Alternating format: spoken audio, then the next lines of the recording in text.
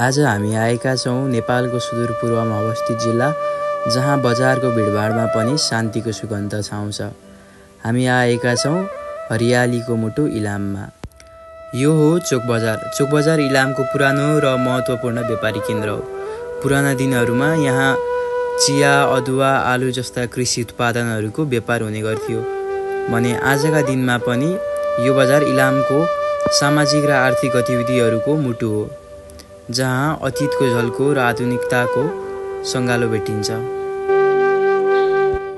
इलाम भन्ने बित्तिकै सबैको दिमागमा चियाबारीको चित्र कोरिन्छ र इलामको चियाबारीको इतिहास झन्डै 150 वर्ष पुरानो छ।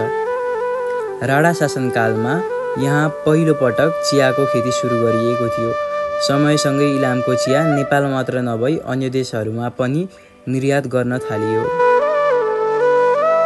जुन चियाको चुस्की बिना नेपालीहरूको दिनको सुरुवात हुँदैन, त्यही चियाको करिब 40% उत्पादन क्षमता इलामले ओगटेको छ। इलामको हरियाली वातावरणको मनोरम दृश्य अवलोकन गर्दा मन्त्रमुग्ध हुने रहेछ। यहाँको चिसो मौसममा चिया पिउँदा त मनै खुसी हुने रहेछ। यो हो इलामको ठुलो टुडी खेल, जसले सयौं राष्ट्रिय स्तरीय खेलाडीहरू जन्माएको छ। र यस्तै भिडियो हेर्नलाई लाइक गरिदिनु होला। धन्यवाद।